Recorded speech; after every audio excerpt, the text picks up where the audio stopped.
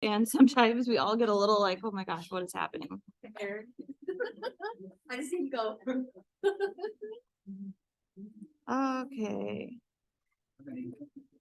I'm sharing and I'm recording. Okay, so we're recording, we're in. If you're in the Menti, go ahead and give me a little reaction. Let me know that you're in and you're there. So today, the first part of our class is going to be focused on infection. We're kind of combining a little bit of last week as well that we weren't able to get to. Infection is super important because that's a lot of what we see people for, and different types of infection and how it affects the body, or how different types of infections can affect the body. All right, so once we're in, some of the outcomes, we want to talk about the chain of infection. I think you guys already kind of went through the kind of the circle, the chain of infection and foundations. So we're going to go over a little bit more of that again. We're going to talk about how do we interrupt those routes. What are our body's defense mechanisms? Our bodies are pretty amazing. They have some built-in defenses to help prevent infection from happening. We want to talk about anti-infective medication and describe nursing care with a patient of infection. When we talk about this chain, there's the chain of transmission, sometimes what they call it.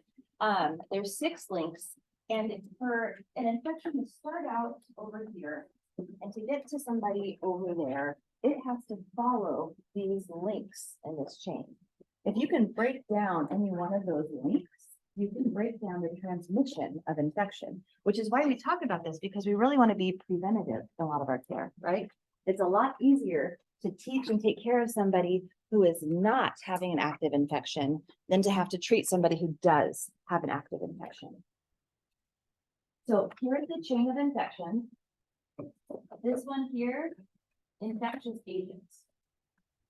The break in the chain, how we break that one, it says right here, detection kit. That's one of the ways we can break it. If you know, like everybody's taken COVID test recently, right? If you know that you have COVID, what's one of the first things they say to do? Quarantine. Quarantine. Wear a mask. Do something where you are aware that you are infected and you're not going to maybe go out and try to spread that to everybody else. The next piece in the chain is the reservoir. So let's say I have COVID, since we talked about that. I go here and I'm coughing, I'm sneezing, I'm wiping my nose with all of these lovely, pathogens that are growing. And I go and open that door. I'm going to leave some of those pathogens on that door. That's the reservoir. That's where it's kind of living. But we can break that chain by cleaning, right? It could be cleaning the door handle. It might be me washing my hands, right? If I'm cleaning up, I'm not going to be putting it on there. The next chain, portal of exits. So that's again kind of what we were talking about. I think I kind of mixed that up a little bit. I apologize. So there's the infectious agent, where it's living at. Then we have the exit. If I'm coughing, again, if I go transmit, try to shake your hand, high fives, that's also going to spread it. And again, here, look, soap and water. Portal of entry, how does it get into somebody, right? It's not going to be, if I go give you a high five with my COVID hand, does that mean you're automatically going to get COVID? No. If you are washing your hands and doing good hand hygiene, we can prevent you from getting that into your own body, but it's also possible it could go into you. And then you also have to have a susceptible host, right? The break in the chain here is a susceptible host, meaning if we can vaccinate people against COVID, they are much less likely to be a susceptible host because they're not going to contract it. Now, this portal of chain of infection is going to look different for different diseases, different infections, but it's kind of the same. It's the same type of cycle. And I want you guys to be familiar with this whole chain. Like, how do they all work together? What comes next? Yeah. And some of the questions we got, it's like ordering them. Yeah. So for exam purposes, like where would it start? If you had an exam question on this, I would be specific and tell you it usually would be starting with the infectious agent.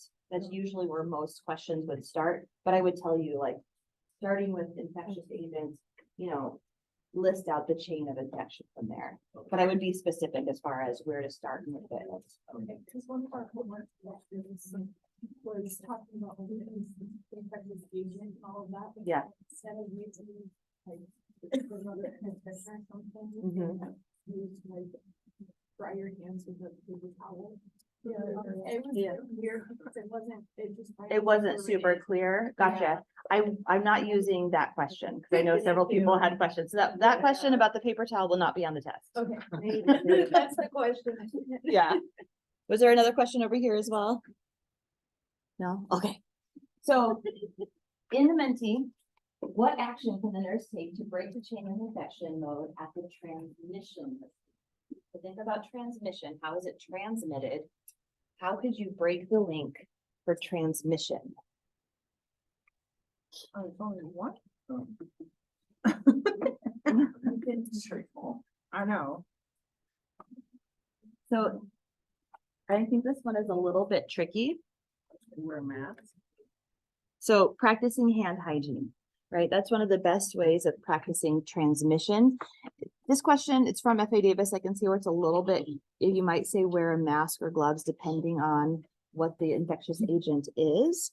If it's a respiratory illness, you could think about wearing a mask, but really that hand hygiene, that's going to be the key thing. Most NCLEX tip, guys, if anything asks you about washing hands, usually it's the right answer. Not always. Use your clinical judgment, read through the questions, but what hand washing, good hand washing is going to be the answer to probably a lot of your questions on your NCLEX, or at least several.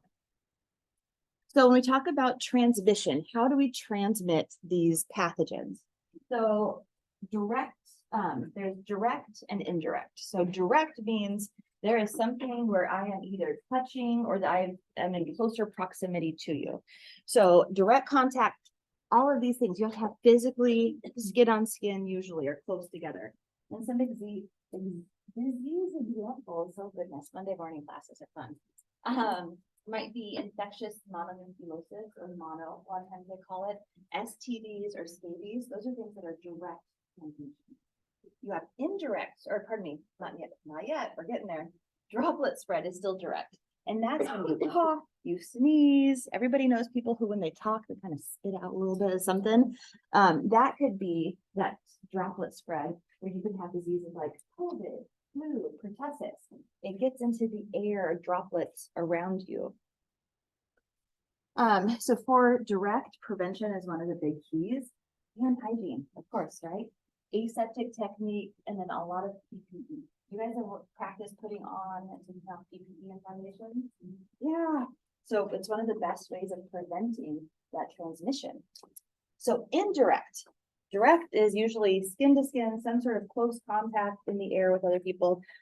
Indirect means you have a vehicle or a vector borne. So vehicle means, which doesn't mean like a car, it means there's a vehicle.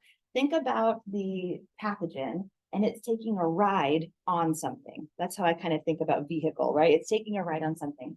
So you might have things like people's bedding, there's certain surgical instruments, blood, and it's contained inside of those things, right? It might be in, so think about somebody who has C. diff. We're going to talk about that in a little bit. Maybe they have loose stools, it gets on their bedding. That patient goes somewhere else, but you come in to change the bedding. You're not in direct contact with that person, but you're exposed to that pathogen because you're changing the bedding. That's a vehicle-borne transmission. So some of the disease examples, again, you've got actually a lot of disease examples that can be that way depending on what they are. Hepatitis, I think about that. That's with blood. You can have drawn somebody's blood, and if you leave that blood and needle somewhere, somebody could actually contact or contract hepatitis from that. When I was in nursing school, one of our nursing instructors, who was very bright, really intelligent, very intense, a little bit scary, and she started, it just acted more strangely, and she would start to nod off and sleep in the middle of class. And we all were like, what is happening? Well, we found out, and she found out that she had contracted hepatitis C. She didn't know about it because she had a needle stick when she was a very young nurse, and they had different testing and different things, and she just didn't know until she was kind of later more progressed in the disease and when she started exhibiting some of these symptoms.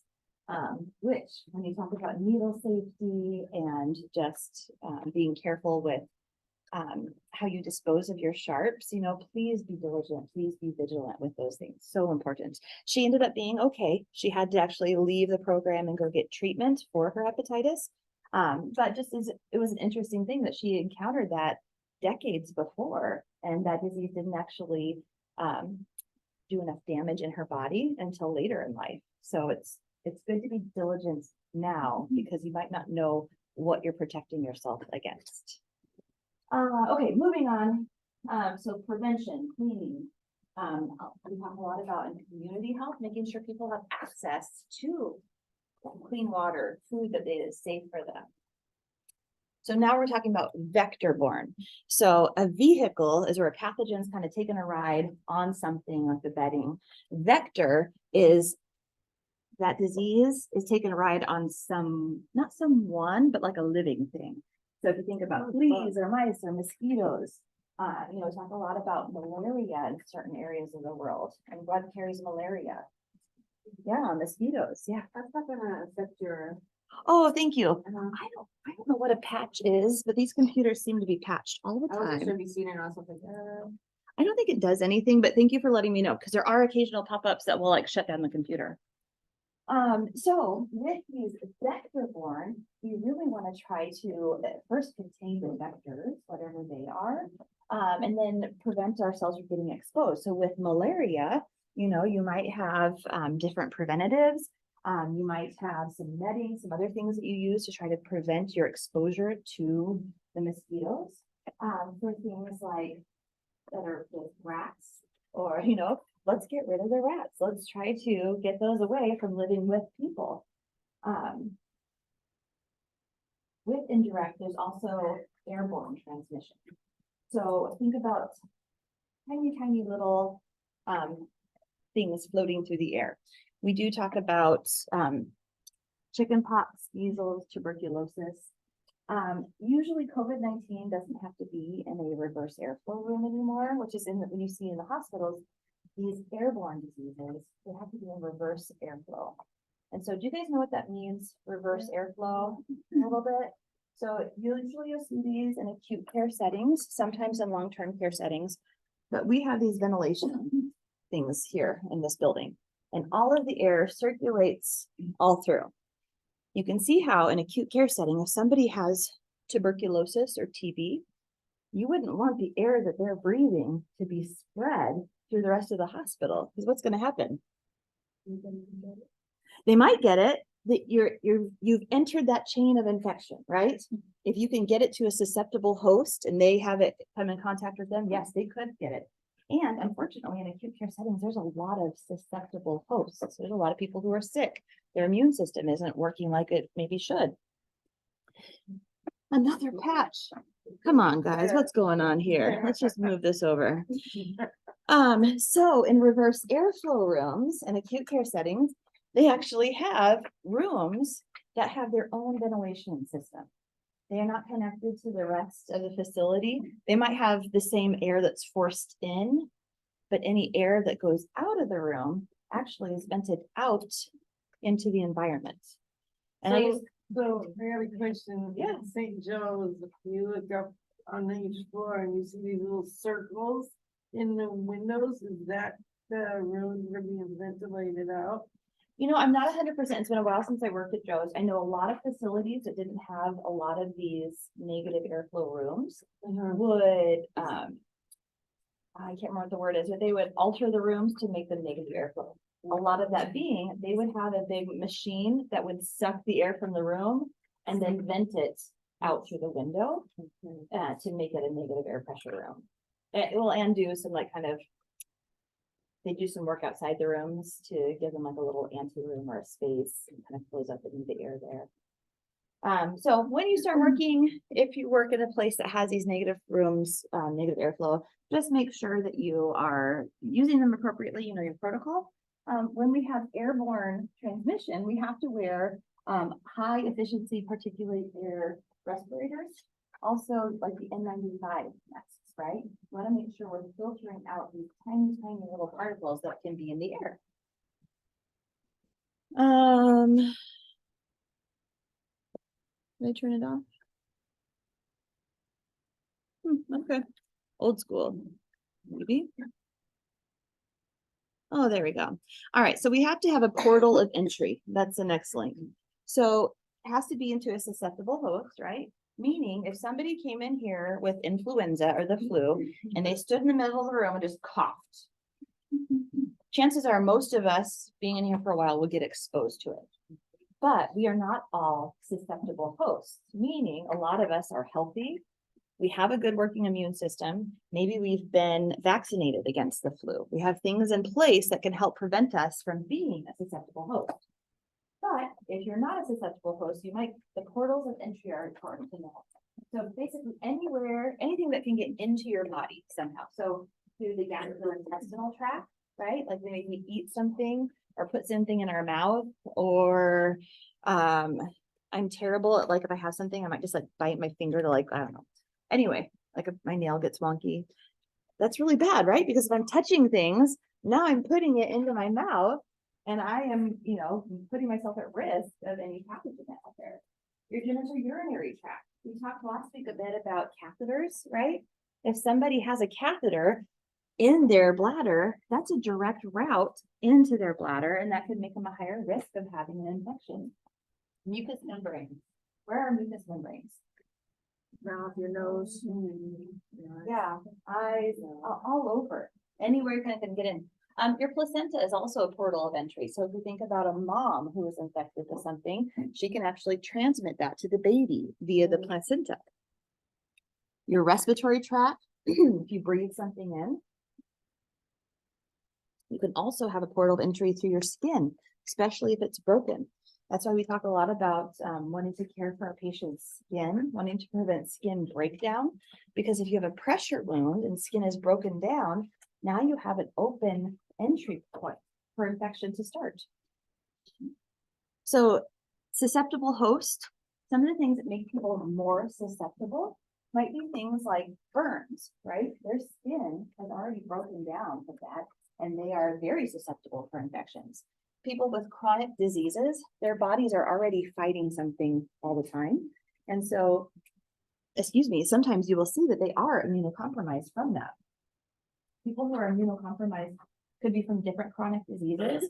It might be that they are specifically immunocompromised. My mom had a liver transplant. She had cancer when I was young and had a transplant. And because of that transplant, she has to take medicine that keeps her body from rejecting that liver. It works great. She's had her liver for almost 30 years now. But she has to take medicine every day that suppresses her immune system. Because she takes that medicine, she's more likely to get sick, to get illness or injury. She had COVID actually and got pretty sick, but she recovered really well, but she is a more susceptible host because she is immunocompromised. Invasive procedures, right? Thinking about things like surgery or scopes where we are entering into the body. We are bypassing our body's natural defenses. And so that does make us more at risk. That's why when you have patients going to surgery or different procedures, we are really careful to make sure we are keeping them clean, or having medical asepsis or surgical sterility at times too. If somebody's malnourished, they're not going to have as much, they're going to be deficient in certain things that the body needs to build and repair. And they're not going to be as effective as fighting off diseases. Stress. Anybody stressed in here? As your body stresses, it actually decreases some of you produce hormones, stress hormones, that produce your ability to actually fight infection. So you can find people who are stressed, struggling, they're at more risk of having infection. And then people who are at our very young or very old end of the age spectrum, they tend to be more at risk for any kind of infection. So our immune system is our body's final defense. I'm not going to go too much into the immune system. You guys should have covered a lot of it in anatomy and physiology. Just know if you have a good immune system, if it's working well, you should be able to fight off those things. If it's not, then you have a problem. I'm not going to go into asking you all of the different cells or the different way that different cells attack different things. But if you're unfamiliar with the body's immune system, I would suggest looking it up. So infection results when the immune system protection fails, right? We end up being a susceptible host and our immune system doesn't end up fighting it off. So thinking through our nurse lens, when you're collecting patient data, which would the nurse recognize of a symptom of a localized infection? What does localized mean, by the way? Oh, good question. So malaise. Malaise is feeling tired and fatigued. What is anorexia? You don't need. Yeah, it's feeling like you don't want to eat. Redness, swelling, and warmth, they're pretty self-explanatory, I believe. All right, so this one is a select all that apply. Going back to what I was asking at first, what is localized? When you say localized infection, what does that mean? One area. In one area, yeah. So the answer to this question is redness, swelling, and warmth. When we talk about a localized infection, it's usually at one part of your body. Let's say, well, I'll give my daughter for an example. We went to go visit family years ago and she was little and she fell and got a really bad rug burn on her arm. It was like red and open and we bandaged it. It was okay. And then she went to go stay the night at my sister's house. And at my sister's house, I don't think she realized that she had taken the bandage off and they were playing. I think she was like a little 4-year-old, I think. And so she was doing all kinds of things that got really dirty. I didn't realize. And then, you're visiting family. Anyway, 2 days later, big red weeping redness all around. It was really swollen. It was painful. That's a localized infection. That's right there at the system. She wasn't necessarily a susceptible host at first, but when she fell and opened up that skin, she took off that protective layer and then got exposed when she was playing, doing all those things to a pathogen that was like, okay, I'll live there. So it's microbes in one area. So it's typically what you see. Anybody have like an infected toenail or fingernail anytime? It's painful, it's red, it's swollen. That's what you're usually going to see. Now, sepsis is when you have that infection spread to the rest of your body. So my daughter, going back to her, it was pretty bad. I had to take her to urgent care for this thing. She was running a fever, 102, I believe, is a little bit high. And she really wasn't looking good. And we were thousands of miles from our home visiting family, so I wasn't able to go see a regular doctor. So they looked at her, they cleaned it out, they put an antibiotic on it, and then they gave her an antibiotic pill to take. Went home, took care of her. 12 hours later, her fever went up even higher. She had red streaks coming from her arm. She started having all kinds of other symptoms, and so we had to take her in. She ended up having sepsis, where she had the infection enter her bloodstream from this piece on her arm that had gotten really infected. We actually went to ER 3 times, I want to say, because they kept giving her an antibiotic and saying, we know you're not home. Try to, we're going to come back in 12 hours if it's not better. And so eventually we kept going until she had to stay in the hospital and get IV antibiotics for a day because they really had to fight that infection. Not all infection does go into sepsis where it enters your bloodstream and the rest of your body, but it is potential for that. So anytime you have somebody who has an infection, whether it's in the bladder, on your skin, wherever it's at, we're going to be monitoring our patients for sepsis, which is that local, like it's a systemic infection. We're not going to go into septic shock. We're going to talk about shock more later, but just know that can be a life-threatening condition where patients' blood pressure can drop and they can end up dying from the septic shock. Laboratory tests. So anytime that somebody has, you think there's either a local infection or systemic, we're going to do a lot of testing. So Gram stain, culture, and sensitivity. Have you guys done your like swabbing wounds or things yet? No. Foundation? Oh, fun. You're going to do that. So you're going to learn how to take swabs of wounds and how to send those off to the lab, and where they're going to do Gram staining, where it's going to say if it's Gram positive or negative, and then they're going to do culture and sensitivity. What is it? Culture and sensitivity, what does that mean? Culture, they're gonna grow it They're going to grow it out. and see what it's, We're gonna see what antibiotics. Work on it, yeah. Exactly. Yeah. And a culture and sensitivity, when you see that panel, it's gonna say all of these different antibiotics, and it will say, is it sensitive to it or is it not? So you can go and look at that and say, oh, they're on this antibiotic. Yeah, they're sensitive to it. This should kill it. Or they might say, oh, it's kind of moderately sensitive to it. There's probably some other antibiotics or other things that would be more beneficial for you. They're usually going to do maybe an antibody test, a complete blood count. What are some of the factors that are in a complete blood count? Yeah, red blood cells, white blood cells. They're going to want to know, especially about the white blood cells. I'm not going to ask you normals, but I am going to ask you to know if something is high or low, because you're going to have to interpret those things. You're going to say, oh, their white count is really high. It usually points towards infection. Wait, I'm sorry. Don't want it to know we want. I'm not going to ask you to give me specific like ranges. Like this is the this is the low, like 5 to 15 is normal, which that's not. I'm not going to ask you for that, but you're going to have to be able to interpret.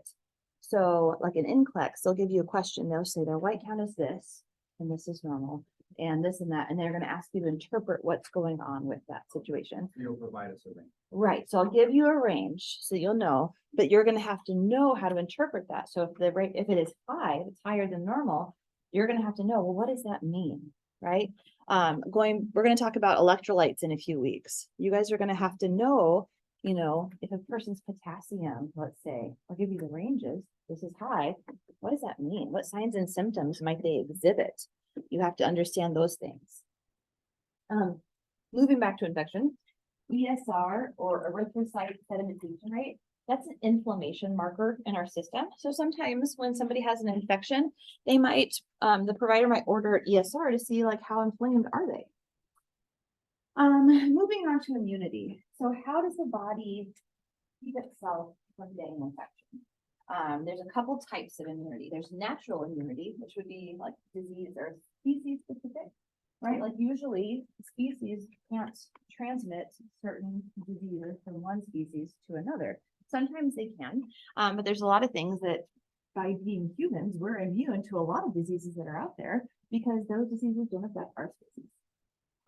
There is innate immunity, and that's hereditary. There's certain things that I'm just going to be less likely to inherit or get diseases I'm less likely to get because of my natural immunity. There might be other diseases that I am more likely to get because of my heredity that I have from my family. So each of you also have that same thing. You are more likely and less likely to get certain diseases based on your family of origin. Then there's acquired immunity. So disease exposure and infection. I had anybody else here have chicken pox? Yeah, some of us. Shingles group. The shingles group. I was exposed to and had chicken pox. So I don't have to have the vaccine. I have to get titers now, which is even more irritating. Which they just draw my blood and say, you know, okay, yes, we can see that you're immune to chicken pox because you had it. Now since I had chicken pox, they actually developed the vaccine where they can give you a vaccine that will produce those antibodies in your system so that you are now immune to chicken pox. They can also do some injections that can also make you immune. Herd immunity, I know a lot of people talked about this when COVID was happening. There was a lot of controversy about vaccination, not vaccination, how do we get herd immunity? So just know that it means when a community is generally immune against the disease. Usually it develops when people are either all exposed, most of them are exposed to that disease process and develop immunity from that, or they're vaccinated from it and develop herd, or like most everybody is immune to it. There's different percentages you have to reach to be at herd immunity, and those percentages are different based on the disease that you're talking about. I'm not going to ask you about that. Just kind of understand, all you need to know is there's something called herd immunity, and we either get to it by people being exposed to the disease itself or being vaccinated from it. So going on to another question. So you, the nurse, would be correct in explaining to a patient that innate immunity is obtained by how? Which way? Vaccination, organism exposure, immunoglobulin injection, or genetically?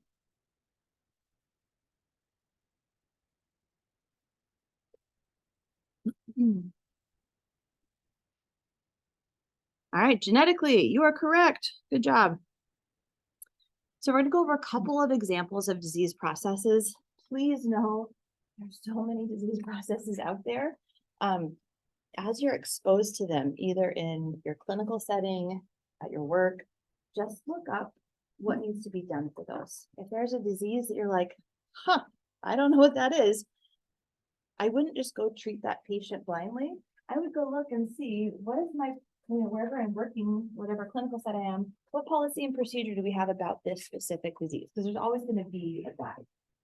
So we're all pretty familiar with COVID-19, transmitted usually by droplet, sometimes by airborne. So airborne meaning where we have those reverse airflow rooms, like it's just kind of out floating around for a longer time.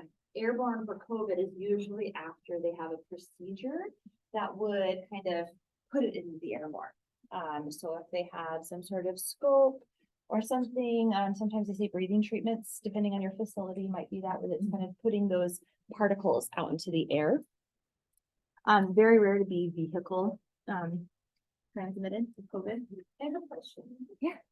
So because there are a few different ways that it's transmitted for testing purposes, well, would COVID be on a test? Or if it is, how would it be, how would the answer be written as far as? I won't ask you how is this disease transmitted specifically if there's several ways it can be transmitted. All right. Yeah. Is the question. Yeah. I'm kind of curious, because I tried to ask someone this before and they didn't come up with something. Yeah. COVID-19, it's either, it can be airborne, or it's droplet. But the hospital, it says droplet aerosol on all of the signs. Okay. Mhm. So is that just the same thing or?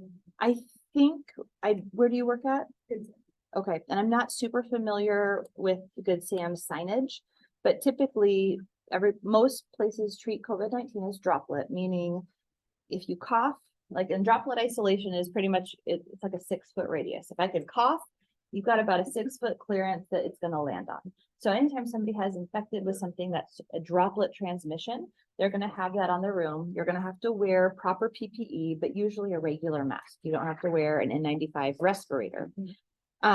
If something is airborne, like tuberculosis, we know is airborne. It just gets in the air and it floats around. That's when you want to wear an N95 respirator because it's going to filter out all those tiny particulates. I don't understand all the specifics except for that they say in COVID-19, when they're doing a type of procedure that can aerosolize the COVID, like I was saying, certain types of scopes, if they do EGVs or bronchoscopies, sometimes they'll say, like if they're holding a breathing treatment and it's kind of like mystifying everything that's out there, that puts it out into the air in an aerosolized form. But because it's not a continuous thing, it's airborne for whatever the facility's policy is. So if it's like for 2 hours after the procedure, 4 hours, whatever the policy is, they're saying, okay, we did something that put COVID aerosolized in this room, but it's not a continual thing. Unless it's like sometimes I'll say BiPAP or CPAP could be aerosolizing things, then it would be continuous. But if it's just a specific event, we did a breathing treatment and now the breathing treatment is done. So we're not continuously putting this into the aerosolizing it. So now we can do a countdown of, let's say 2 hours is the policy. So now after 2 hours, we're going to keep putting on our N95 mask during that time. So we want to protect ourselves. But at the end of that 2 hours, then we can go back to regular mask, whatever we were doing beforehand. Because the Good Sam, we have a square N95 for COVID. And then for TB, we have to wear a. Gotcha. And then normal flu is just the droplet, which you can wear normal. Yeah. Well, I've always been curious about that, especially now I'm in school, because we're learning different, mixed message. Different for different people. So yeah, a lot of places will say always wear N95 for COVID, always for TB. It's always going to be that way. Yeah. Flu is generally a mask. Any other questions? But whatever facility you're at, follow their policy. That's gonna be your best bet, is just to look and say, okay, with whatever disease process this is, what do I need to do for this place? Okay, so we know a lot about preventing preventing COVID, all the PPE you have to do. Here's kind of an example of what somebody might be wearing with COVID. Another example we're going to go over is Ebola, usually is direct contact transmission.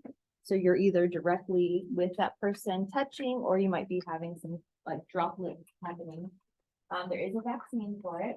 We always want hand hygiene and specialized PPE, kind of like what we do for COVID. There's no cure for Ebola once somebody has it. There's just supportive care.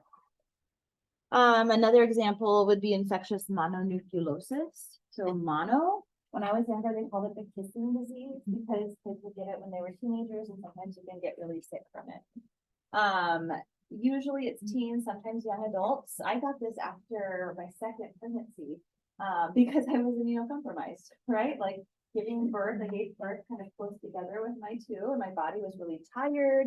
I was stressed, and somehow I didn't ever get mono before, and I was feeling really, really sick. And I went to my doctor, and he like had to do all these tests trying to figure out what was wrong with me. I was in my 30s. And then he was like, you have mono. I was like, how do I have mono? That's for kids. I've got 2 babies. I don't have time for mono. But extreme fatigue, you can also have a bunch of other issues with it. Supportive care is the biggest piece. A lot of times people are like wiped out. I did not want to get off the couch, but that was not an option with 2 babies. So you just made it work. So when we talk about infection control, there's a lot of community things that we do. So not only our local health department and local maybe home health agencies, but there's also some things that we look at worldwide. So we have like the Center for Disease Control and Prevention, or CDC, right? A lot of times we're like, okay, what does the CDC say? Because even though we have like the state of Washington, we have our Washington Healthcare Association, they're going to be governed by, or usually they're going to follow whatever the CDC says. We also have the World Health Organization. That's for the whole world. They give certain recommendations. And so the CDC might go to the WHO or World Health Organization to say, okay, what should we be doing for some of these things? So there's lots of big, broad people or organizations that help with infection control. When we talk about healthcare, we like to talk about you can have community acquired infection or healthcare acquired infection. And what we mean is if somebody comes in, let's say they're at a facility, you're working at a facility. Somebody has a urinary tract infection. They've been there for a few days. It's going to be really important to know if that infection was community acquired, meaning was it something they already kind of came in with or developed on their own? Or is it something that was hospital acquired or healthcare acquired? The reason being there's certain with different government insurance agencies, there are different what's it called, like payback or reimbursements that they give. And if this infection, this urinary tract infection, was caused because we straight capped somebody and maybe they got an infection after that straight cap, that would kind of be blamed on us as the healthcare providers. And so then our facility doesn't get the same reimbursement or finances that it would, or we kind of get dinged with things, if that makes sense. It's not to say we only take care of people carefully because of reimbursement, but it's really good to know, and it's good for patients. We want to make sure that we are aware we are causing infection. So you either have something that you got infection with from the community, or if you're in the hospital, did you develop this while you're in healthcare? That can also be associated with like a wound that gets infected. We want to really look at our wounds, check to see if they're infected at all beforehand. Wounds get infected very easily. And if we're the ones that it got infected on our watch while they were in our care, even if they're a susceptible host and they already had the breakdown, guess who gets blamed with it? We do. It goes on our numbers of saying, oh, well, we actually caused this infection. Because even though they're a susceptible host, they have all of these other issues, we're still trying to prevent that. So healthcare associated infections. which is what I was talking about, like the person with the catheter. If you have somebody who's pretty sick, they're more likely to get an infection. If you have somebody who's on a lot of different antibiotics, you actually can increase the risk of infection because your immune system's kind of being compromised there. We're pressing it down. And then in high risk care units, so things like ICU or progressive care, those types of patients are usually more at risk because they are more sick. They have more invasive procedures or lines that kind of open them up to infections. You see some of the common pathogens here: E. coli, staph, Pseudomonas. So hand hygiene, right? That's always going to be one of the best things. I'm not going to go over how we wash our hands. You guys know. But asepsis, there's medical and surgical asepsis. So medical asepsis is like clean technique. So when you guys learn how to start IVs later in the program, you're going to be using medical asepsis, where you're going to wash your hands, you're going to wear gloves, you're going to clean off the skin, but it's not sterile, right? Versus a sterile asepsis or sterile technique, like when you're going to put in a Foley catheter, you're going to be putting on sterile gloves, sterile drape. You're going to make sure everything is sterile. There's a difference between medical asepsis and then medical or surgical asepsis. One thing that a lot of places are using are UV lights to clean spaces. Anybody have seen one of these before or been in facilities? They're kind of strange. They're like what I've seen. They're kind of big machines, and especially if somebody has one of these pathogens that are kind of easy to spread, like C. diff, usually is what I see it for. They'll put this machine in the middle of the room, and then they close the door and say, cleaning in process. And then you have this bright purpley light that comes through, and that light kills all the pathogens. I know during COVID-19 or the pandemic, they had a lot of things where you could put like your cell phone in that would like clean it, or other things like that. So it's just using different ways of cleaning environments. It can be helpful, but however, it does take a lot of time depending on the time the patient was in the room or what kind of infectious agent. Sometimes it can take hours for it to finish cleaning it. And so you can see that it's not really effective if you have somebody waiting to go into that room and it's taking hours to clean it that way. So a lot of places will use them, but maybe not all the time. We also have something called antibiotic resistant infections. We talked about this a couple of weeks ago. We said, hey, people will take antibiotics, but then they start feeling better. And then they stop taking them. And what happens? It comes back, right? In fact, it probably never even left. Those bacteria still were hanging out, and they were able to live through that antibiotic, and they're like, oh, we know your tricks. Now they can become immune to that to the antibiotic, and it gets a lot more difficult to kill them because we have to develop essentially new medications to kill them. So MRSA, methicillin resistant Staphylococcus aureus. I don't know. I'm just desensitized. It says difficult to treat, high mortality rates. I feel like I take care of people with MRSA all the time when I work in healthcare. I don't feel like it's but it can be very difficult to treat. It can have high mortality rates. There's a lot of people who are actually walking around what's called colonized right now. Anybody know what colonized means? You have bacteria in your body, but it doesn't affect you, but it will affect Right. It's like the bacteria or the pathogen found a nice little happy place to live, where it's kind of living on you, but it's not infecting you. A lot of times, especially with MRSA, people are colonized in their noses. Yeah, it's a type of staph. Yeah. And so bacteria like staph, they like those dark little caves like our nose. And so it can be living there, not affecting anything, but you can see how maybe I get a cut somewhere and I blow my nose and then I put a Band-Aid on.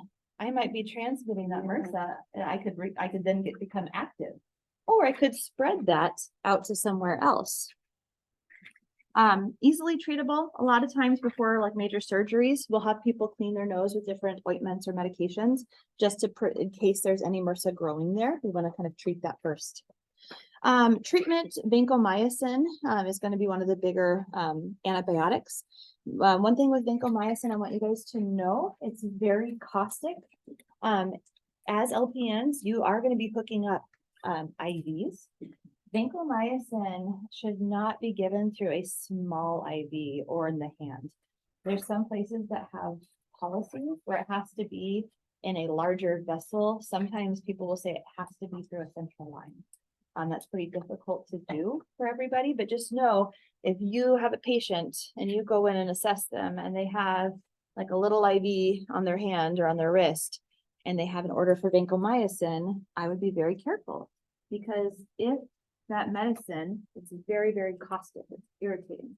If it leaks out of that IV or the IV goes bad, you can have some pretty horrible reactions with that caustic medications where people have had to have skin grafts, reconstructive surgery on their hands and arms. It's pretty awful. So not saying it will happen and not to say you never ever could do that. I would just be very careful. Yeah. So what things would you, like, say would be the smallest to do this? You know, I don't like saying gauges, and this is a personal preference because I could fit a 20 gauge into a little tiny IV in your hand if I had to. I'm good at putting IVs in. I can get it there. But it's still it's a little blood vessel in your hand. Yeah. Usually people will say 20s. I like to say it should be mid forearm up. I won't test you on that. I'm just from personal preference and what I've seen working in healthcare for a long time. You want to have a bigger blood vessel. There's actually ratios where they say if your blood vessel is this big, you only want to put in a size of IV that will take up this much of the space because you want to still allow for blood flow, which is why I don't like the whole thing of like, I can get a big IV size, like a 20 gauge into this little vein, but it's going to occlude the vein. It's going to cause all kinds of issues. So think mid forearm and up if you're going to give vancomycin. Okay. Vancomycin resistant enterococcus, VRE, similar to MRSA. Usually we see this in the urine. You use a bunch of different antibiotics. Usually it's a combination of a few antibiotics to treat VRE. They're also going to be on contact isolation just like MRSA. When we treat infections, whatever the infectious agent is, that's going to guide us to know what we treat it with. So if you have a bacteria like MRSA, we're going to be treating it with an antibiotic. However, if you have a virus like the flu, we might be giving you an antiviral to help combat that medication. Fungal infections are going to be treated with an antifungal. So you can see how you kind of want to make sure whatever medicine you're on, if it's anti-infective medicine, doesn't always mean it's right for that pathogen, whatever it is. Want to make sure we're looking at peak and trough levels, especially when you're looking at vancomycin. It's a pretty intense drug. And we want to make sure we're at therapeutic levels. So when we talk about therapeutic levels, in this picture I put in the weekly resource page, you can see how this area, this is your therapeutic level. This is where we want their blood concentration, I guess, to be. So when you initially give the dose here, you can see, are they at therapeutic level? No, they're pretty far down. But as that dose infuses and it's pushed through their system, they're at therapeutic level. Usually there's a time, and I don't know if you can see on this mountain, it says 1.5 hours after administration. Usually about 1.5 to 2 hours after a medication is administered, they're going to be at their peak level. And so a lot of times they want to test somebody. So you give the vancomycin, and then you want to make sure you coordinate with lab so that either whatever the policy is, let's say 1.5 hours, lab comes and they're going to draw blood from that patient and they're going to check them to see what is their peak level. Because what happens at their peak level, like right here, this is right the high end of therapeutic. What about if your peak level is like way up here? That's good. It's not good, right? It's probably getting toxic. These are the kidneys here. A lot of times they're the ones that kind of get harmed by when your peak levels get too high. Probably means we need to back down on our dose of our medication. We didn't need as high as a dose as we wanted to. Or what about if we check our peak level and we're only down here? It's not enough. Yeah, it might not be enough. We might need to increase the dose. That's why it's really important to know what our peak level is. Are we in a therapeutic range? We also want to get our trough level. That means when the drug is kind of wearing off, coming down here, and usually you want to draw a trough right before your next dose of medication. So we're talking about vancomycin. We got our peak level, and now it's time for the next dose of vancomycin. Before I give it, right before I give it, I'm going to coordinate with lab so they come and draw the blood, and then I hook up the medication. I don't wait because I want to continue the treatment. The trough is going to take a while to result, but it's important to know what is the trough level. If it's down here at the bottom of therapeutic level, that's good. I want it to be there. It means the medication's about done. I'm going to give some more to get it back up to therapeutic. But what about if I get a result and the trough level is way up here? That's pretty high, right? So if I give more medicine, it's going to go really high and become toxic. And so it's good to know what are our peak and trough levels. This is from your book. I just took a little snip. I just want to make sure when you guys look at antibiotic classes, I'm not going to ask you specific class like this drug is in this class and it has all of these nursing interventions. What I want you to know is, hey, for antibiotics, what are some nursing interventions that we might have? You know, like almost all anti-infectives can cause stomach upset as one of their side effects. Just look over some general things like that. That's important to know. There's also a thing called antibiotic-associated diarrhea.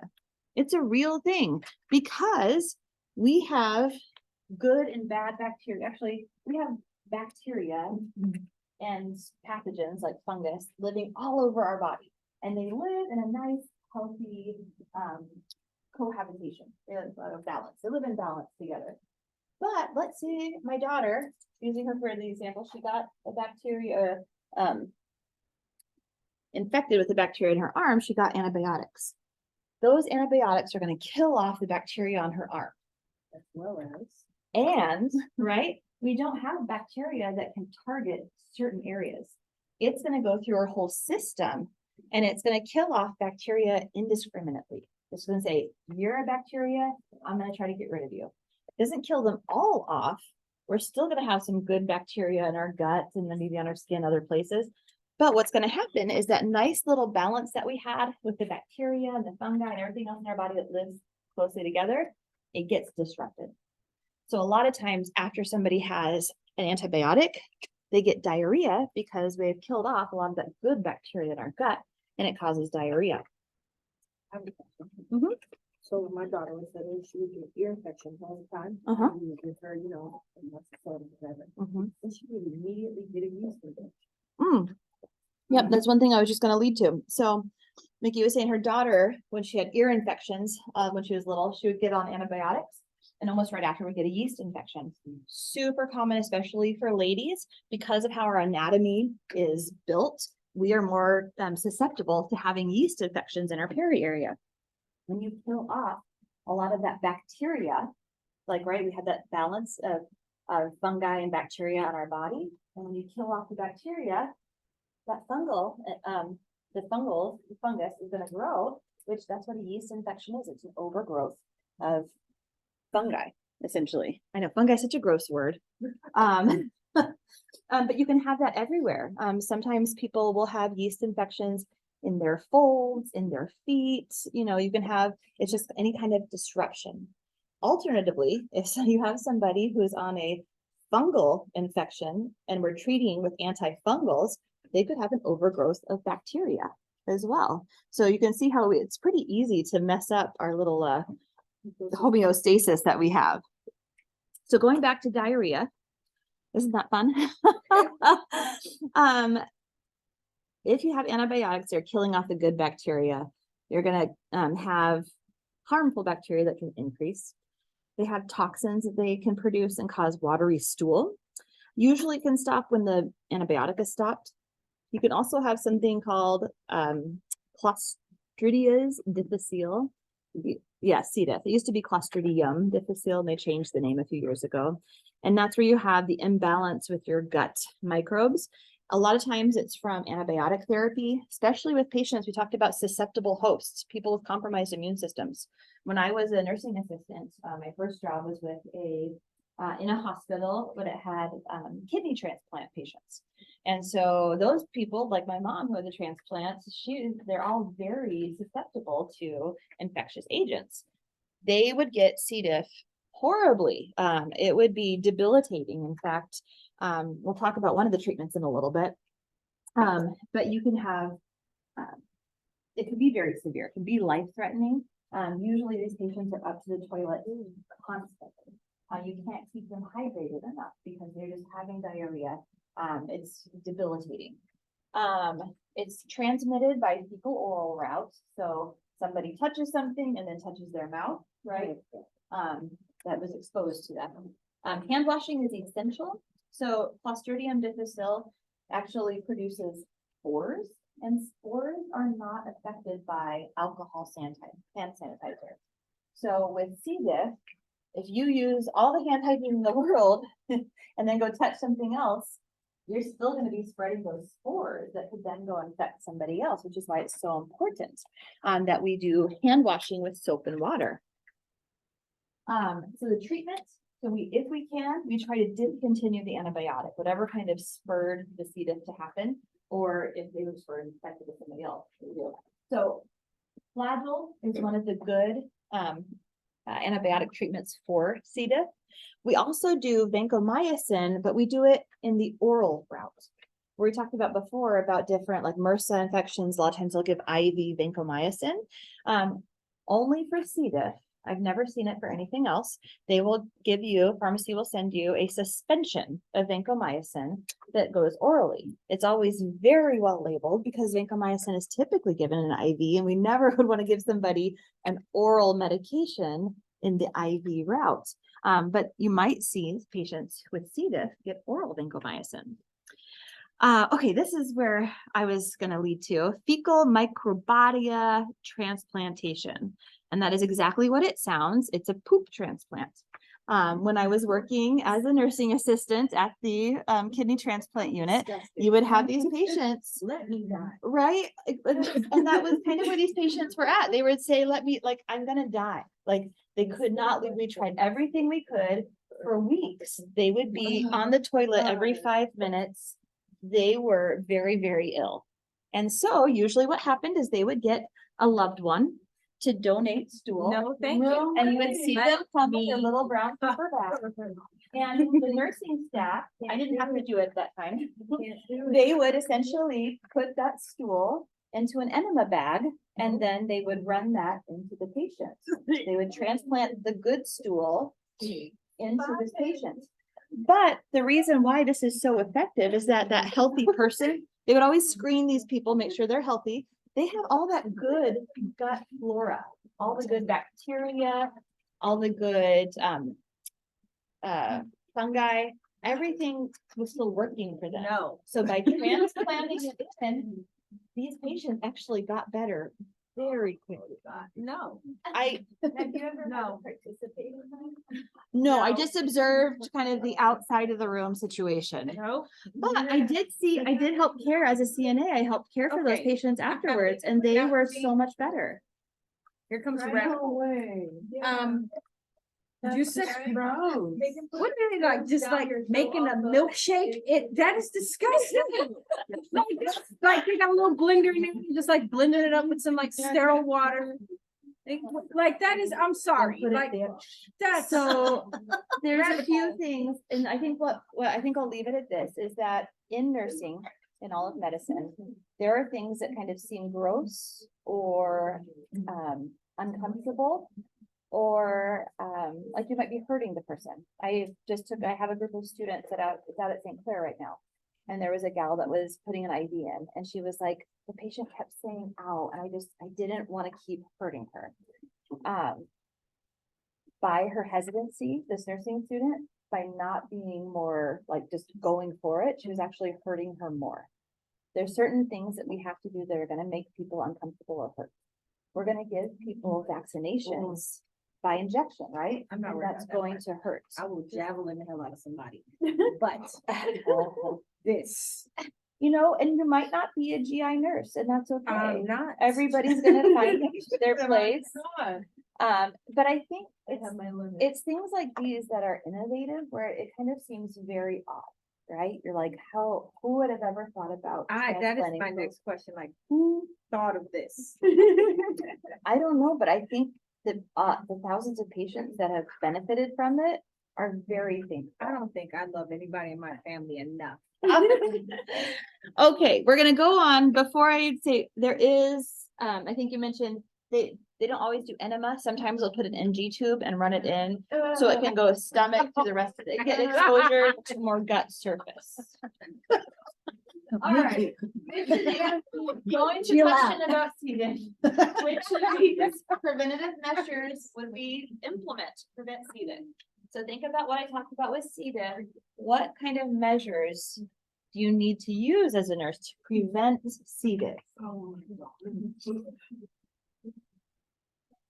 Wait, I don't want to tell my husband about that. This is a trick question. Interesting. Okay, let's go over the answer and then we'll talk about trick. Because. No, I did not.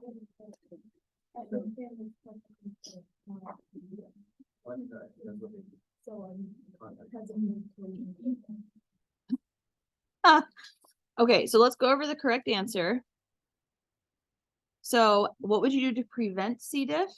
Frequent hand washing with soap and water, contact precautions. Mask is not appropriate for C. diff. If your facility, and this is where I found that teaching nursing students before and after COVID and pandemic has been challenging.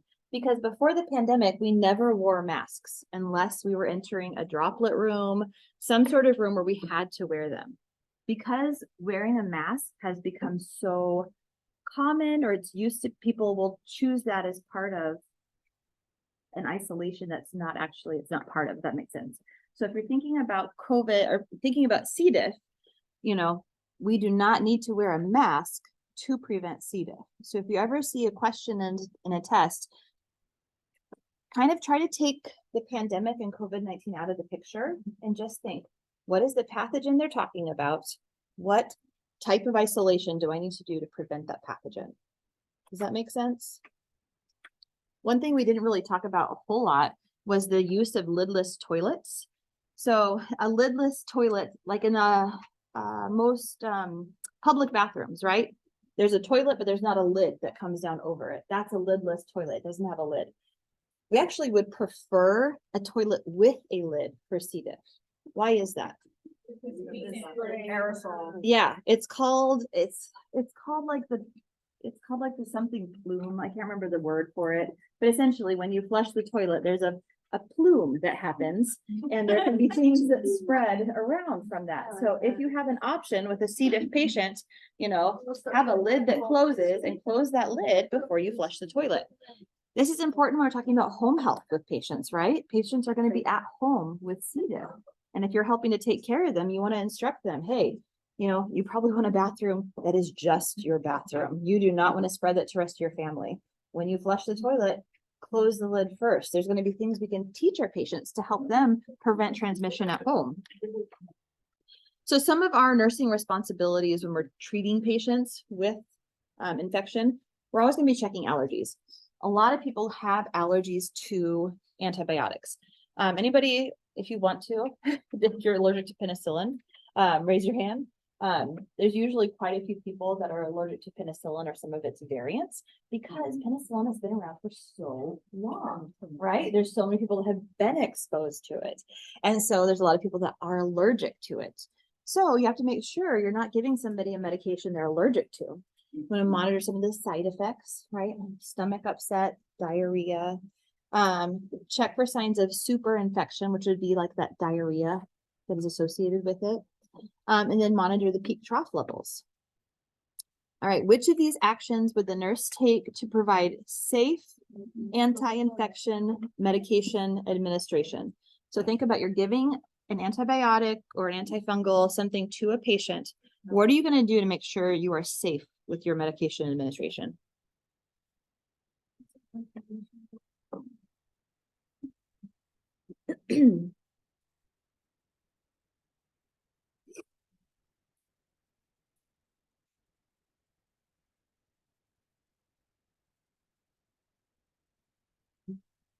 Bless you. All right, let's see what we got. All right, so pretty good overall. So yes, we're always going to check allergies. Obtain cultures after giving an anti-infective. When do we get cultures? We always want to get cultures before we give the antibiotic. Because if my daughter has an infection, right, on her arm, if I give her antibiotics and then I go back and get a culture of the wound, is it going to be really accurate? Probably not, because the antibiotic has already started working. You always want to get those cultures and then start the antibiotic right after. When you go to the doctor and get medication, they're always like, oh, we're gonna pass out a urine sample for cultures. Here's this antibiotic. Right, but they get the urine first and then you start the antibiotic. You don't take the antibiotic before you go to the medical. Oh, okay. Yeah, Yeah. so you're getting Yeah, I the was like, they specimen still first. test it out and then they Yeah, call you they're like, still "Hey." waiting because they're gonna get the culture and sensitivity and they're gonna make sure, is this the right antibiotic? Yeah. But you're always gonna get the specimen, the culture, whatever it is, you're gonna get it first and then start the antibiotics. We're gonna monitor peak trough levels, make sure we're in a therapeutic range. Report white lesions on the tongue. What are white lesions on the tongue? What could those be? Yeast. It could be thrush or a yeast infection.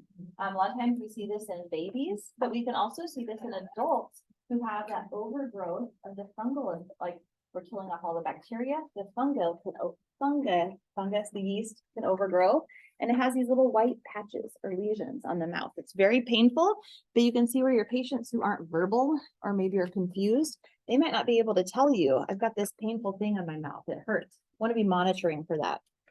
And then review normal drug dose range. We're at the end. Okay. Let's take a really short, let's be back by 9:20. When you come back, please grab a KWL from the back of the room. And one of these, we're going to do some talk about pain. So I'm going to put these in the back. So please grab one of each of these. And we'll start back at 20 after. Oh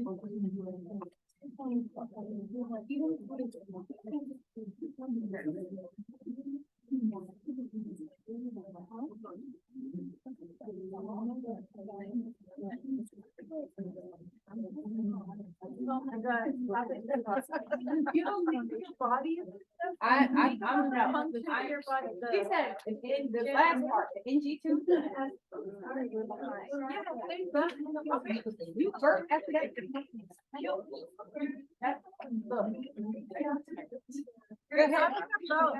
Take me completely out. Let me die. Oh, no. I just told my husband, right? He was like, well, I would die for less, so. What? I would ask for less, so I don't want that. You know what? That's what he said. I'm on deck for the upper room. You hear me?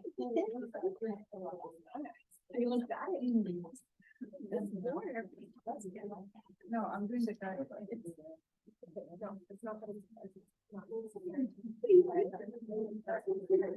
Yeah.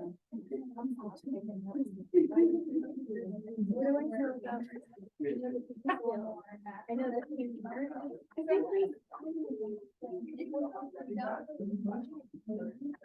The last one.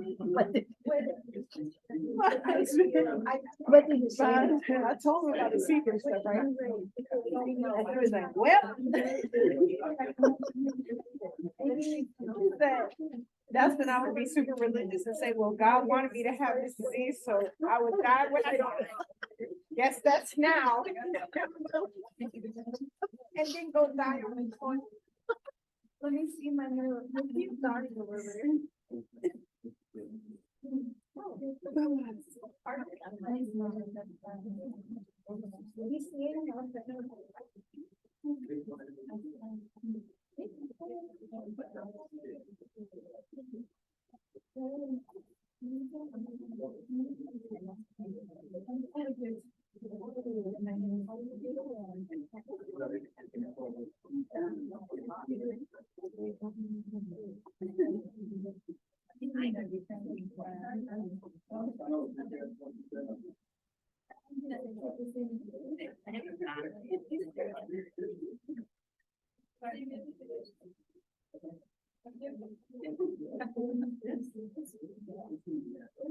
Come on with it. I don't know shit about pain. What do y'all got? It was.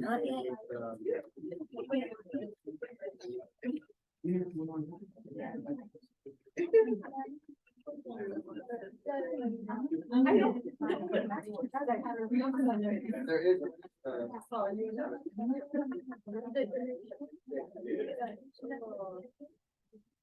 Yeah, I think that's good.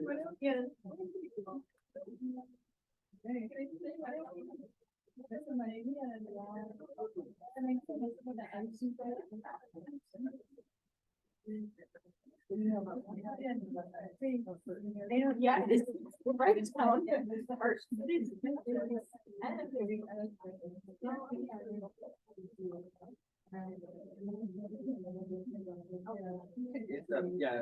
yeah, that's an advanced action. But there's also a flag.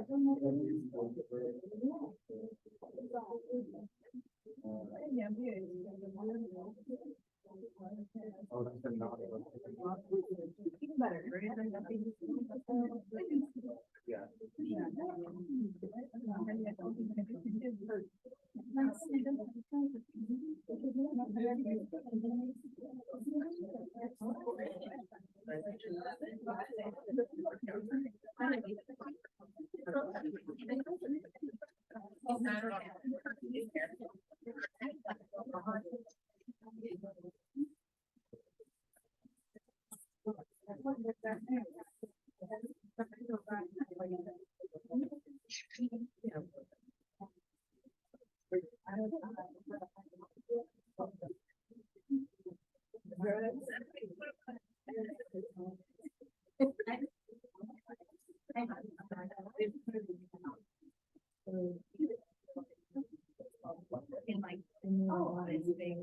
I'm not even kidding.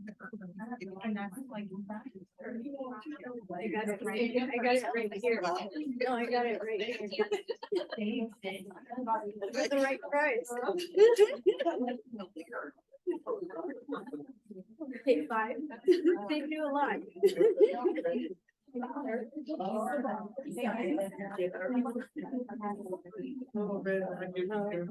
You try taking the job.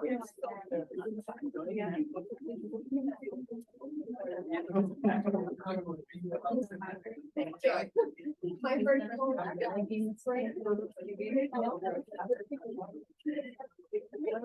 But I think. Oh, I got it.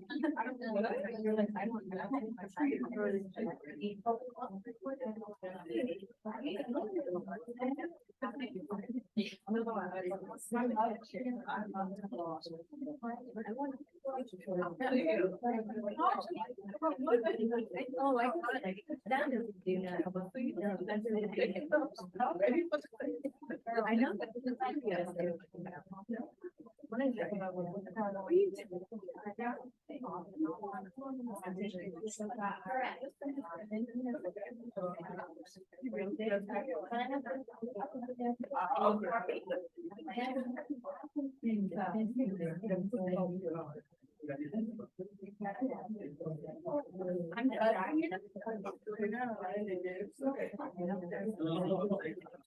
That's what I thought.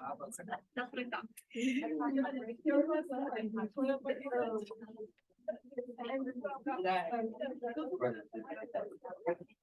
I think Monday's supposed to be supposed to Monday, but it's been bad. You know, I can't get back my kid greater than 6. So it's gonna be really rough. Like, Okay. I don't, there's been accident after accident every time I get to school, so I don't really know what to do other than come in. Just kind of like, you can watch the lectures online. Okay, I'm like, I feel really bad that I'm moving, because I told a couple of people I can move again. I'm like, I don't even know what to come here. Please come out. It's okay. Just come like, I mean, you're missing part of class, which is more, you're missing out on, but I would watch the videos and just, you know. Because I just messaged you yesterday, I want to be here, like, it's just, I can't do anything, yeah. Yeah, it's okay. Thank you for letting me know. Yeah, I'm like, this is how Monday, I think Mondays are gonna be. Yeah. No, it's okay. I'm sorry. I'm not, I mean, I more just want to make sure you get the information that you need. Yeah, I think we'll be okay, because then, I don't know, I think she's an MS infection. Nothing's gonna be okay. Yeah. Okay. All right, thank you. Okay, if you haven't already grabbed a KWL, please go ahead and fill out. Please go ahead and fill out the KW on pain. Grab a KWL from the back if you haven't already, and fill out the K and W on pain.